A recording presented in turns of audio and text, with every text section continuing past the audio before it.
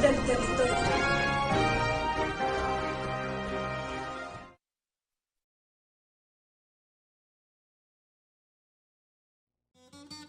Corría el año 2008, época en que todavía mi municipio, Gonzaga Santander, no figuraba en el mapa de Colombia.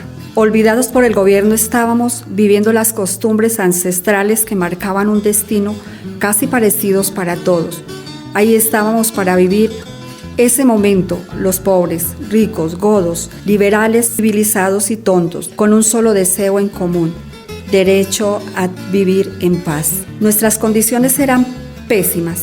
Era un lugar desértico, no había luz más allá de unas velas que eran las mismas con las que intentábamos prender la leña para poder cocinar. No había agua, no teníamos acceso a la educación, los alimentos eran escasos y no había médicos en ningún lado, por lo que los muertos no eran nada nuevo. Para entonces las mujeres eran enseñadas a realizar todas las labores domésticas y eran dadas en matrimonio al mejor postor, al que brindara una ayuda para salir de la pobreza. Así, el hombre era líder, el encargado de trabajar, quien araba la tierra para poder comer. El fin de semana las familias buscábamos los pozos ubicados en las quebradas para limpiarnos la mugre, los piojos y las pulgas matar, y además el lavado de la ropa que no podía faltar. Además, ¿cómo olvidar ese sábado 24 de noviembre que a nuestra tierra llegaron caminantes desconocidos que venían dizque a ayudarnos, dijeron? Sin embargo, pasaron algunos días y nos convocaron para presentarse y enseguida nos comentaron: somos del ELN, colaboren con nosotros que venimos a apoyarlos y a reclamarle al gobierno sus derechos vulnerados. Los ricos son unos pocos y los pobres son esclavos. Pero un par de meses después ese discurso se lo llevó el viento. Sus intenciones eran malvadas. Comenzaron las ejecuciones, los muchachos fueron reclutados a las filas para empezar a entrenar y buscaban a las chicas más bonitas para poder abusar de ellas. Se entraron a nuestras casas y vivían con nosotros, compartíamos nuestro espacio, la cocina, dormitorios, el baño y lo poco que teníamos. Nos cogieron a quemarropa, deshuesaban los carros y se los llevaban por partes. Con el tiempo se volvió costumbre y el gobierno nunca llegó. En medio de esta tragedia, yo le pude avisar a uno que todos nombran cuando todo está muy mal: Jesucristo, el Rey del mundo. Él me pudo librar y sacar del infierno en que estaba viviendo. Así, Bogotá nos recibió para empezar una nueva etapa de vida, con mucha dificultad y sin ayuda del Estado, trabajando en lo que se podía, y poco a poco pudimos superar todas aquellas tragedias de tiempos pasados. Así, el rancho en el que amábamos vivir, a pesar de todo, quedó en abandono. Gonzaga Santander sigue siendo un municipio más del que pocos conocen. Les habló Argemira Barrera. Informativas, la voz del territorio. En 1967 tuve la gran dicha de poder conocer el país de Venezuela, un lugar rico en recursos naturales, paisajes maravillosos y gran variedad de animales. En el transcurso del tiempo pude conocer a un señor de origen venezolano con el cual entablé una amistad. Con el tiempo se convirtió en amor y pasión momentánea. Nos casamos y como resultado de este matrimonio nacieron 5 hijos, los cuales ahora ya son mayores de edad. Sin embargo, desde ese momento comenzó mi calvario con ese señor: humillaciones, maltrato verbal y físico, discriminación solamente por el hecho de ser de nacionalidad colombiana. Una mañana, como de tantas, llegó este sujeto en estado de embriaguez, rompiendo todo lo que encontraba a su paso. Entró a un cuarto donde dormía el niño más pequeño, que tenía 2 meses de nacido. Lo agarró de una pierna, lo alzó y así lo sacó del corral de donde dormía, a una altura de 2 metros. Su intención era dejarlo caer. Comencé a llorar y a gritar para que no lo soltara. Sin embargo, lo dejó caer de una altura más baja, así que agarré al niño y salí de la casa rumbo a una comisaría policial para poner una denuncia. Al llegar a aquel lugar, mayor fue mi decepción, ya que me discriminaron por ser de Colombia. Me dijeron, no podemos ayudarte porque eres colombiano. Con esas palabras me humillaron, me negaron el derecho a tener una protección. Tiempo después, Dios hizo justicia y ese señor pagó todo el mal que me había hecho. Así, todo lo que se me había negado después de un tiempo fue mío. En aquel momento, un inmigrante en Venezuela era explotado, no tenía derecho a una vida digna y sus condiciones eran pésimas. Esta es una de mis historias de vida. Por eso ahora quiero dar un aire esperanzador. Sé que después de tanto sufrimiento vinieron tiempos mejores y todo fue como antes. Volví a ser libre, a soltar mi primera carcajada y a sentirme tranquila. Grupo Mujeres informativas. La voz del territorio. Autora Belma Botero.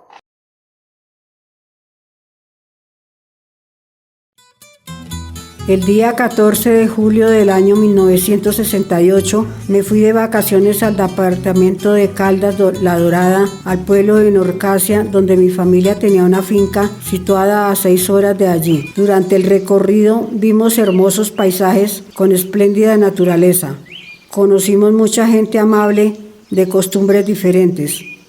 Observamos montañas gigantescas, inmensos árboles, inmensos ríos, árboles frondosos y frutales.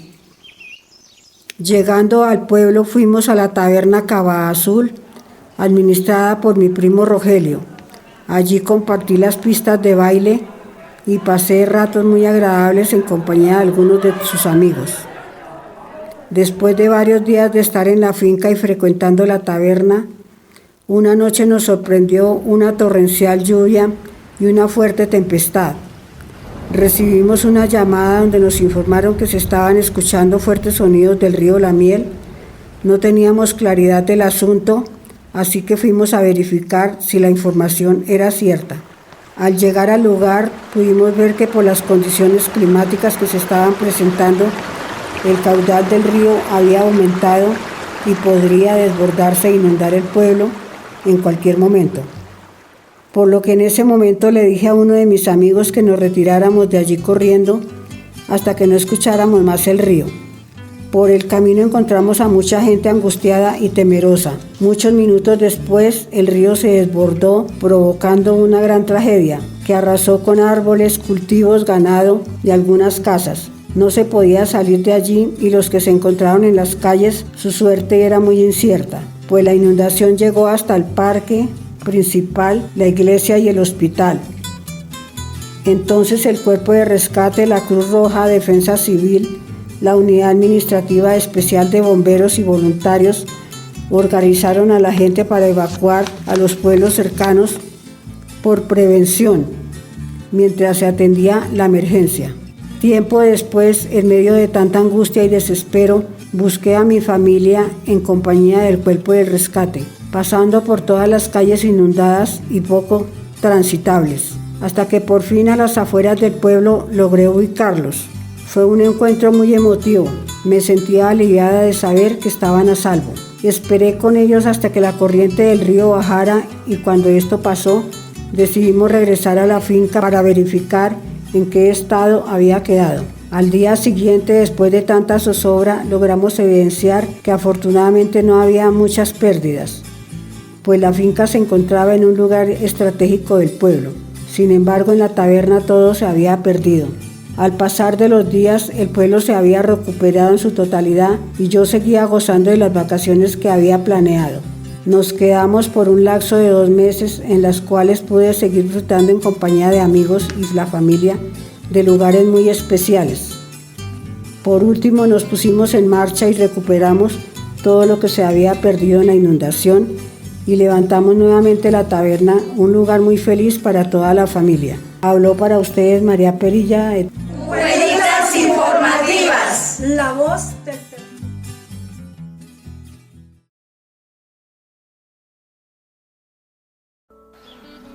Un domingo 23 de marzo de 1992, mi madre y yo teníamos una invitación en el barrio Yomasa, pues conoceríamos la casa de una amiga muy cercana a nosotras. Mi mamá siempre tuvo la costumbre de dejar el almuerzo hecho para mis hermanos. En total somos 6 hijos. Sin embargo, ese día noté que no tuvo afán. Se levantó temprano como todos los días.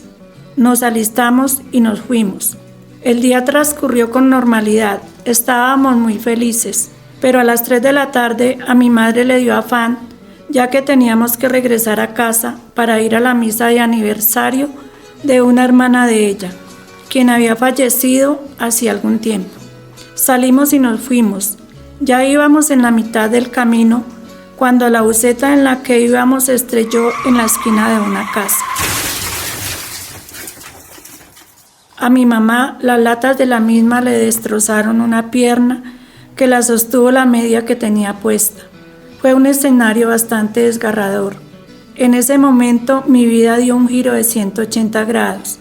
Me tocó dejar mi trabajo, al cual había ingresado hacía poco, para hacerme cargo de ella, atenderla, cuidarla y saciar sus necesidades. Toda esta situación me llevó a la informalidad para poder sostenerme económicamente y ayudar con el sostenimiento de ella, pues al ser la única hija, mis hermanos descargaron toda la obligación sobre mí y solo uno de los 5 hijos varones me colaboraron económicamente para cubrir sus gastos. Tiempo después, mi madre falleció y las cosas siguieron cambiando.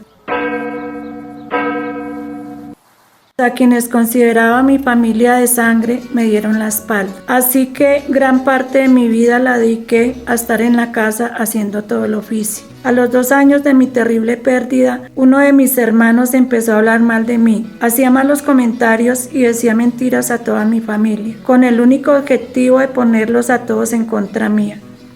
Dicho lo anterior, he vivido los peores años de mi vida bajo la protección de Dios y con la compañía de algunas personas que me han brindado su apoyo. En este caso, 2 primas que se ganaron el derecho de llamarlas hermanas, quienes no me han desamparado desde entonces. Lo único que me ha mantenido a flote es mi amor por Dios, la música que ha sido mi refugio y compañía, el deporte, al cual me dediqué hasta hace poco, mis compañeros inseparables.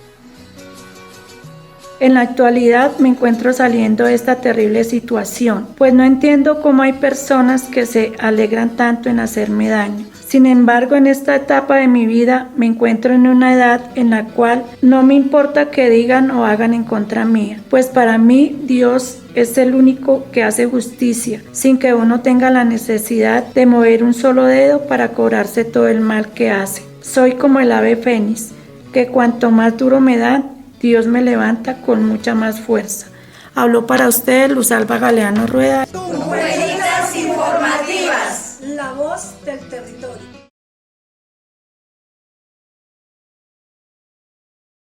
En el año 1975, en la vereda de Inche, municipio de La Palma, Cundinamarca, mi madre, María Lucila, ama de casa y cuidadora de 10 hijos, y mi padre, Luis Jorge, agricultor, pero también arreglaba radios, televisores, motores, de trapiche, la máquina que se usaba para moler la caña, ya que se cultivaba en grandes cantidades y con ella se hacía la panela. Nuestro hogar era una finca muy grande, se cultivaba maíz, yuca, plátano, arracacha, café, frijol, auyama, chontaduro, aguacate. Era una tierra muy productiva. Nosotros, niñas y 3 hombres, corríamos jugando entre los árboles. Escuchábamos una serie de radio Calimán, que la daban para ese entonces, o alguna novela, eso dependía del que llegara primero. Se adueñaba del único radio que teníamos. Así para entonces la luz era escasa, al igual que el agua. Nuestra escuela quedaba muy lejos. Todos los días caminábamos más de 2 horas y media para poder llegar. Pasábamos por los campos llenos de animales, vacas y culebras también habían, la carretera, caminos desérticos y una quebrada que teníamos que pasar. A la vereda llegaban muchos hombres que se dedicaban a ser obreros y a la vez a cortejar a las mujeres que veían. Para ese entonces uno se casaba muy joven. Sin embargo, a mi padre y hermanos no les gustaba esta situación, así que cuando un hombre se acercaba demasiado, nos metían a la casa sin dejarnos salir. Tiempo después, al llegar al bachillerato, los hijos mayores migraron al pueblo y después siguieron los menores. Pero los fines de semana visitábamos nuestro hogar.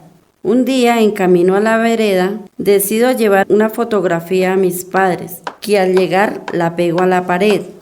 Asimismo, en el territorio ya era zona roja, ya que los paramilitares venían a llevarse a los jóvenes, por lo que tenían que esconderse debajo de la cama, hasta que un día entraron a la finca y vieron mi foto. Preguntaron, ¿qué hace esa foto ahí? Mi madre dijo, ella ya no vive aquí, ya que se fue para Bogotá y no sé en este momento en qué dirección se encuentra. Todo eso lo dijo mi madre para poder protegerme. Al poco tiempo migré a Bogotá. En 1986 ya trabajaba como cajera en un almacén del centro. Pasaron los años, aprendí la profesión de belleza y otras manualidades. Luego conocí al padre de mis hijos, con quien tuve una relación de 20 años. Sin embargo, actualmente soy madre cabeza de familia. Con la ayuda de Dios hemos salido adelante, muy motivada como lideresa, creyente de un Dios vivo y un Dios de poder, con valores, principios enseñados en casa y en la Iglesia de Dios Ministerial de Jesucristo Internacional, el partido político Mira, donde participo hace más de 20 años. Habló para ustedes Ana Judith Guarín Farfán del grupo Mujeres Informativas, la voz del territorio.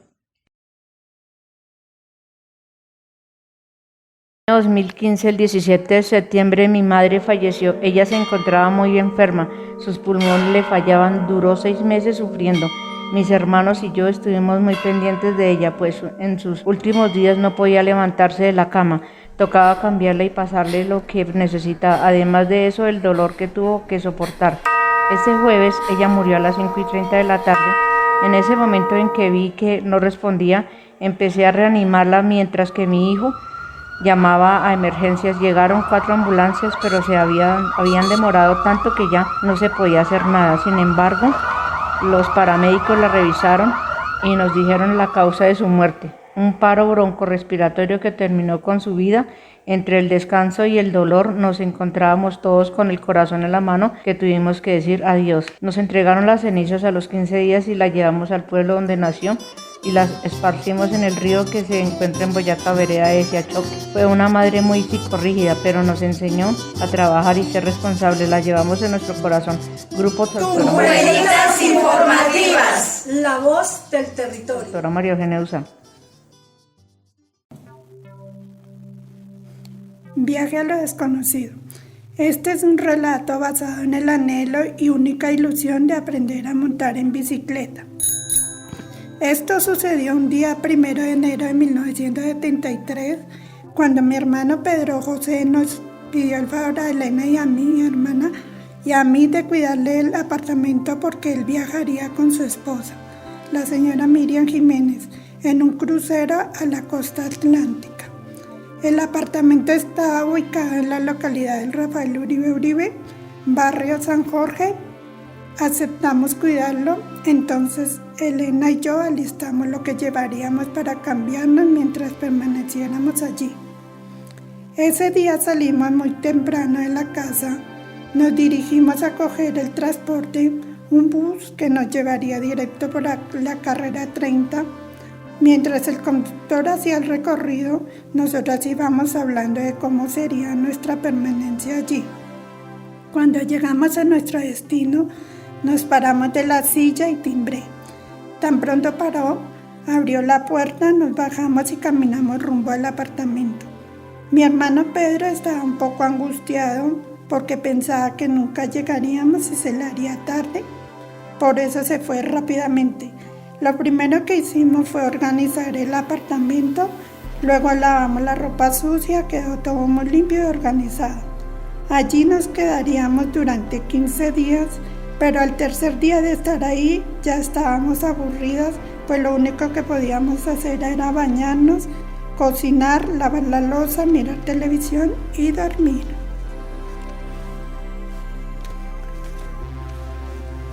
Entonces aprovechamos el tiempo y tal vez la única oportunidad para aprender a montar bicicleta, ya que Miriam tenía una monareta. El 4 de enero nos levantamos muy temprano, a las 5 de la mañana. Después de bañarnos y desayunar dejamos todo organizado. Sacamos la bicicleta con mucho cuidado a la calle. Sentía una inmensa emoción y a la vez un miedo infinito por lo que pudiera suceder. Sin embargo, era más grande el deseo de aprender a montar en ella. Efectivamente pusimos en marcha el plan y le pusimos el mayor empeño para lograrlo. Nos apoyamos mutuamente y pudimos aprender ese mismo día, después de varias horas de intentarlo sin ninguna caída ni rasguño. Realmente fue un momento de mucha alegría. Los siguientes días montamos a distintas horas para adquirir mayor práctica y confianza. Cuando por fin regresaron del viaje Pedro y Miriam, después que descansaron, decidimos mostrarles cómo habíamos aprovechado el tiempo. Sacamos la bicicleta, me monté en ella primero y arranqué. Mi hermana corrió tras mío, ya que creyó que me iba a caer, pero se dio cuenta de que no era necesario. Ya sabía hacerlo muy bien, gracias al esfuerzo que había puesto para aprender. Después ella hizo lo mismo. Pedro y Miriam con mucha alegría nos felicitaron. Finalmente nos despedimos de ellos y regresamos a casa con la misión cumplida y el mayor de los anhelos hechos realidad. Habló para ustedes Betty Beltrán de Tunjuelitas Informativas. Mi gran amiga. Mary venía todos los días a mi casa cuando éramos niñas. Recuerdo que allí por el año 1971 ambas jugábamos en la calle desde la mañana hasta que caía el sol. Sin embargo, luego de unos cuantos años, Mary dejó de venir a jugar. Claro, el tiempo pasó y ya no teníamos 10 años. Para la primavera de 1976, ella y yo íbamos a cumplir 15 años. Era lógico que ella ya no viniera a jugar como lo hacíamos antes, pero esperaba que me visitara, cosa que no pasó. En la Navidad de ese mismo año, ni siquiera me llamó por teléfono. Al parecer, mi amiga Mary estaba de novia con un chico muy guapo. Los años pasaron y yo lamenté su distanciamiento. Además, otras amistades llegaron a mi vida. Infortunadamente, algo ocurrió el 27 de junio del 2000 a las 2:30 de la tarde. Mary vino a casa como en los viejos tiempos, solo que en esta ocasión ella se encontraba desconsolada, ya que su madre estaba a punto de fallecer. En ese momento toda mi súplica y angustia desapareció para rodear su dolor. Ya no me importaba su distanciamiento durante esos años. Su mamá sufrió una agonía durante casi 4 meses y el 1 de octubre falleció producto de un cáncer fulminante. El dolor de Mary era inmenso, pero estaba acompañada por todos sus seres queridos. 15 años después de aquel acontecimiento, puedo decir que Mary y yo seguimos siendo muy amigas, como cuando venía a jugar todas las tardes. Habló para ustedes Elena Beltrán, Grupo Tunjuelitos Informativa. El Espacio Cívico de Tunjuelito dio a conocer su plan de trabajo, realizado por los miembros del mismo, mediante una reunión de manera virtual y presencial en la Subdirección Local de Integración Social, ubicada en el barrio Venecia, el día 21 de agosto del año en curso. Convocada en cabeza de su presidente del Espacio Cívico de Tunjuelito, el señor Tarcisio Albino Álvarez, para realizar la primera mesa de trabajo.